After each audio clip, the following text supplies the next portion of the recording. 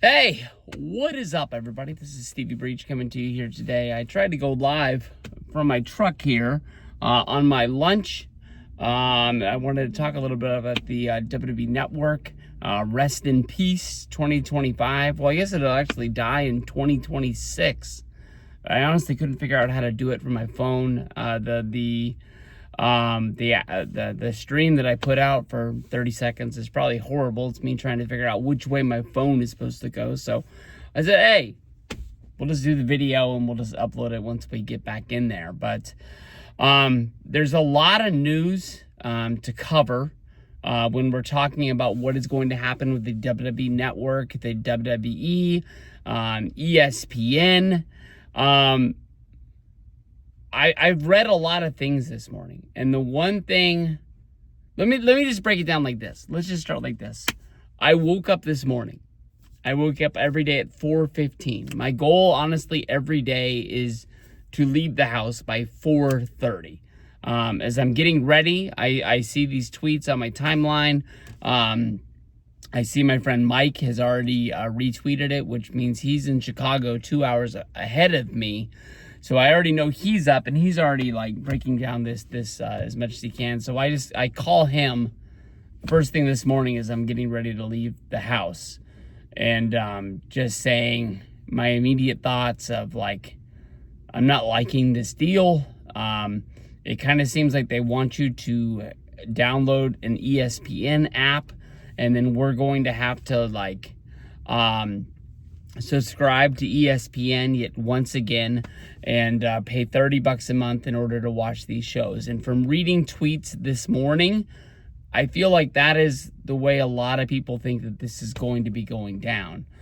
Since getting to work, I've seen a few wrestling reporters, as well as I don't know what to call it, like entertainment bloggers, I guess you can say, the people who sort of like cover streaming. Matthew Keys is one of my favorite ones. He's based out of here in Sacramento, and he puts a lot of news up about like Hulu and YouTube Plus and things like that. I really like to cover him, but it seems that ESPN is going to be launching an app August 21st.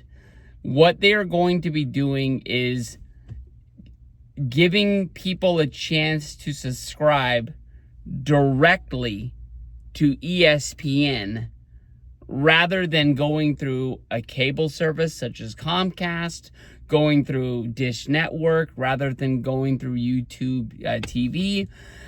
There is people out there who want to cut the cord, but they can't cut the cord from ESPN.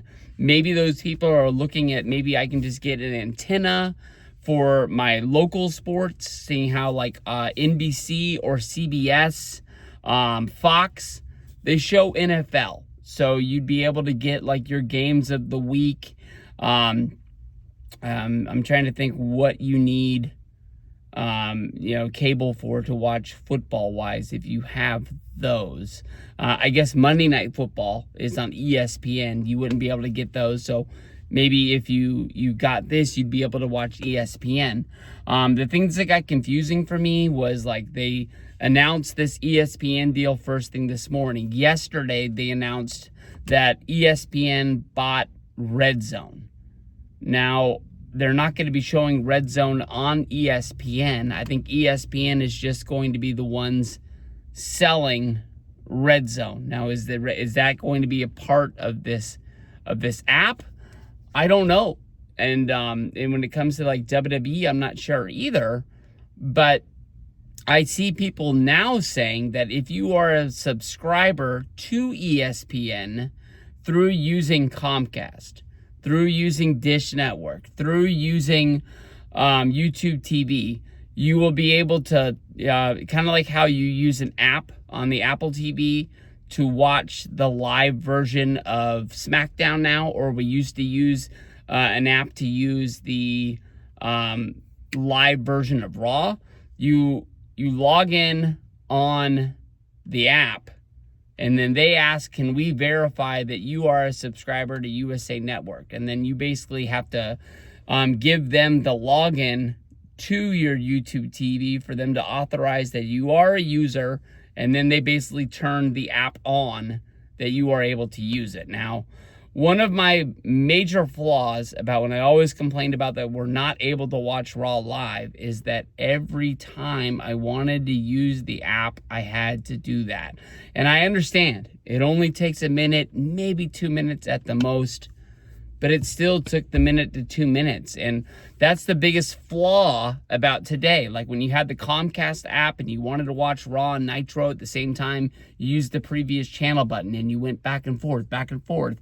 Now, when NFL starts and you're wanting to watch Monday Night Raw on Netflix and you're trying to watch Monday Night Football on ESPN, like in order to come out of an app, go into an app, turn that on, and then go back to do the opposite, it just takes freaking forever. I've seen Dish Network say that you're able to watch all of your apps on Dish Network. That's one of the ways that they're trying to get you to come back.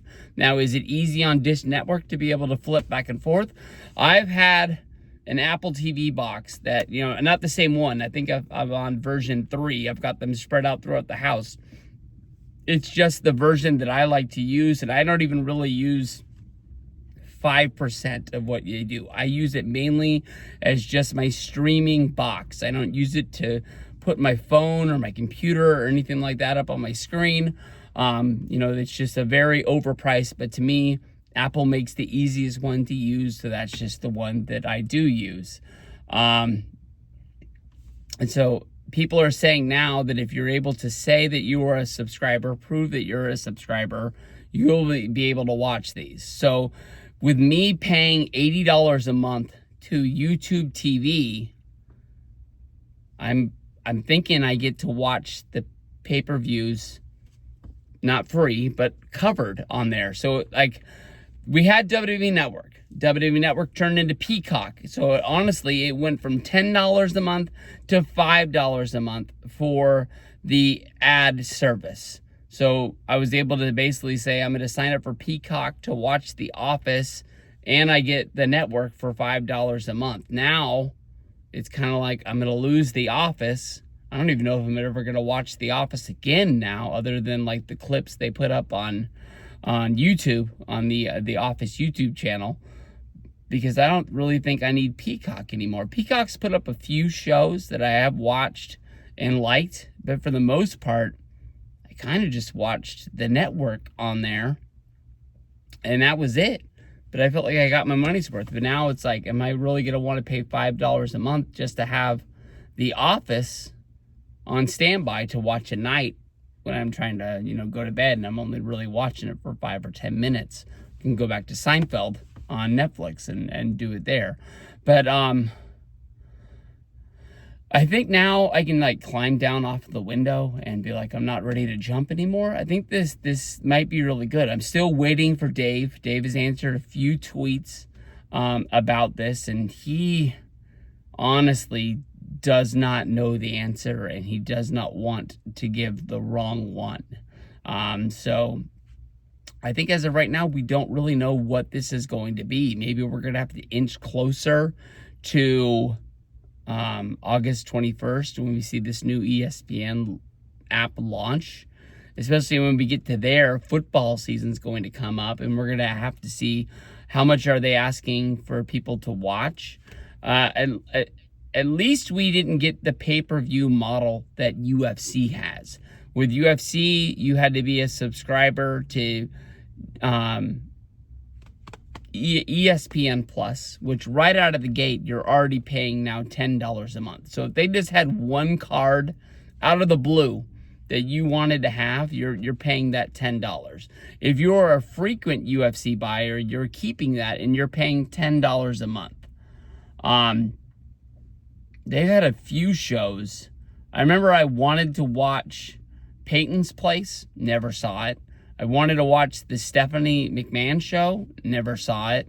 The ESPN Plus just hasn't given me a reason to come in. The Stephanie McMahon show was as close as it was, but when it came down to it, I cared about it until it launched, And then it was done. We had Disney Plus at the time. They always advertised that you could see it on Disney Plus, and it never came up. And I wasn't like, I'm not gonna pay another $10, $12, whatever it costs a month for the ESPN Plus just to watch this one show. That does not make sense.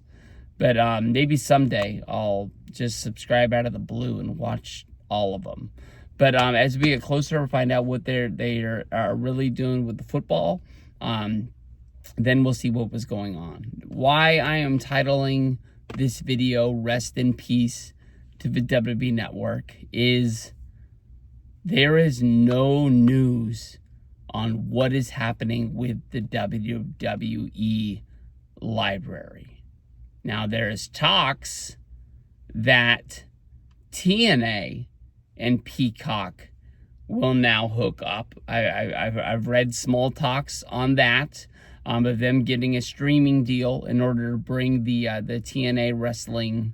What is their library called? I'm not 100% sure, but like the one site they have, bringing them on board to make them bigger and make them more streamable. TNA being featured on the front page of Peacock, I don't honestly think is going to happen like WWE was. WWE always had that box off to the side. It was really easy to go to. When you logged in on the day of a pay-per-view, it was always the first thing that popped up. I don't think that was an algorithm thing. I think that they just were advertising, we got SummerSlam, come and watch it, to everybody, even people like my mom that only have it to watch, like, I don't know, Law and Order reruns or whatever the heck people go to Peacock for that aren't wrestling fans. But what is going to happen to WrestleMania 4? What is going to happen to SummerSlam 1991? Armageddon 1999? How are we going to watch these? I honestly kind of think that they have been training us to go to YouTube, and that's what the WWE Vault channel is going to be. And you're either going to watch them with ads, and just they're going to make their money that way, or we're all going to give in and buy what YouTube Red used to be, or I don't know if it's called YouTube Plus. I remember at one point I was going to sign up for ad-free YouTube, and I thought it was going to be like $10 a month, and then I think I pushed the button and it was like 15 or 16, and I was like, wait a minute, this isn't what I thought it was going to be. I'll keep watching this minute worth of ads every once in a while. The people that have made the jump, who just pay it, say that it is like a dream. It is like watching YouTube, like, back in, 2010, when nobody had ads on their videos and they just popped up and played. And that would be a dream if, WWE was on there. You would just use the YouTube app on your TV, fire up the show, and watch it like that. Like the being able to slide would be pretty easy if you wanted to go to a certain match somewhere along the way. And the problem I see with that is that they've launched the WWE version, they've launched the WCW version. I don't know, but I'm guessing they've either launched or launching an ECW 1. And are they going to make those like paid channels where you have to pay to unlock certain videos, or are they going to get paid just off of the ads and it's an AdSense deal between WWE and YouTube? I'm not 100% sure, because the one thing that comes to my mind is WWE would still own the library. They're only giving the rights of people to watch the live shows, which makes me wonder, like, what's going to happen. Like, the first show that's going to launch is more than likely WrestleMania 42. What's going to happen to WrestleMania 42 on Monday or Tuesday after the show? Is it going to be watch live or never, or are they going to give you like a little bit of thing, like it's going to be there for 24 hours? Is it going to live there forever? And if it lives there forever, I mean, why have WrestleMania 42 on one app? And what if you wanted to watch WrestleMania 41? Where do you go? Now, I was thinking maybe WWE would launch their own network, or they'd have to change the name a little bit, like WWE Library or something like that. And if you could pay, if they made it something affordable, like this is like, it's only old stuff. There's not going to be new stuff. So if they just made it like $7-8 a month, and you can watch any old WrestleMania, any old SummerSlam, any old episode of, they can't do Raw because they gave all the Raws to Netflix. But I mean, like, I don't know if it's like SmackDown, I guess you could say, prime time, Saturday night's main event. If all of those were going to be there, I honestly think that would be pretty damn cool, man. But I don't know if that would confuse people about, like, well, I got this app. Why can't I watch WrestleMania 42? Oh, because you don't have the right app. This is the WWE app. And then you're like, no, you got to go to ESPN to watch current stuff. That's the part that I think will confuse people, I guess. But man, I saw the picture of Wolverine laying in the bed, looking at the picture frame, and then you look at the bottom part, and it's him holding the WWE Network logo. If you go back to like WrestleMania 30, it's hard to even think what we really had. I mean, at that point, right then, you did not have to have a DVD collection. I still have mine. I can show you. I've got books this thick of DVD albums where you just like flip through, and there's like I guess it's 8 DVD pages, 4 on one side, 4 on the other. And it's like old editions of Raw and SmackDown, or the old pay-per-views. I've got the old, Coliseum home videos. Now I have the Coliseum home videos on a better one, a better set. That's all of them. That's oh man, I don't even think how awesome that really is and is going to be. I feel like I made that guy mad. I was asking for a copy of the WrestleMania 9 documentary that was on Peacock, and he kept telling me to wait because he was making like a set of WrestleMania 9. And I didn't want to make him mad, but I just want the one documentary. And I was even to the point where I knew I want 41, even though I know it's just honestly going to sit on the shelf. And I was trying to get one for my buddy Zach and my buddy Mike to give to them because I know they're past collectors, and that special that they went to that WrestleMania. I thought that would be a good gift to hand them. But I feel like I made him mad, and I'm bugging him when I message him on Facebook.